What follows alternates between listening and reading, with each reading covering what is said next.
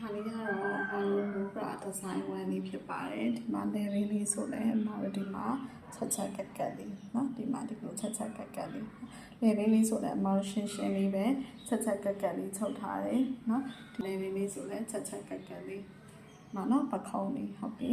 ဒီမှာအမတို့သူ့ကိုအုံကွယ်လေးထည့်ချုပ်ထားပါတယ်အုံကွယ်လေးဆိုလဲအမတို့ဒီမှာ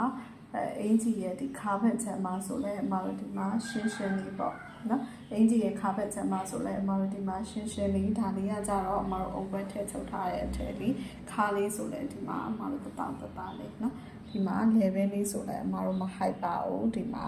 ချက်ကက်ကက်လေးပဲเนาะဒါကတော့ no bra အမတို့လက်မမီ moment ထဲမှာပထမဆုံးတင်ထားတဲ့ no bra design one အထည်လေးဖြစ်ပါတယ်အုံကလေးပထမဆုံးစထည့်လေးပေါ့เนาะအဲ့တော့ဒီအတန်းလေးကိုအမတို့တက်ချင်တယ်ဆိုလို့ရှိရင်เนาะonline class သင်တန်းကြီး3000ကျပ်နဲ့တက်လို့ရပါတယ်အဲ့တော့ဒီအတန်းလေးမှာဆိုရင်အမတို့က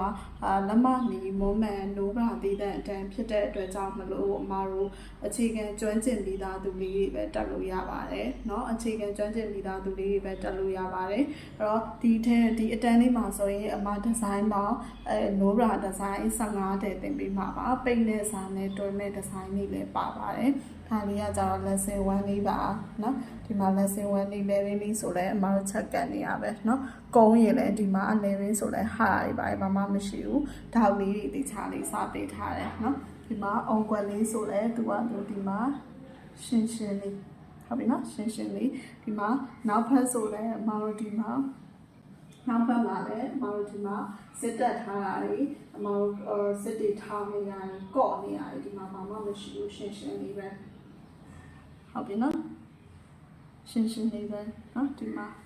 ဒီလိုလေးဟုတ်ပြီနော်ကဲဒါလေးကတော့ no bra design one အထည်လေးပဲဖြစ်ပါတယ်အဲ့တော့ online class တက်ချင်တဲ့သူလေးတွေကအမကို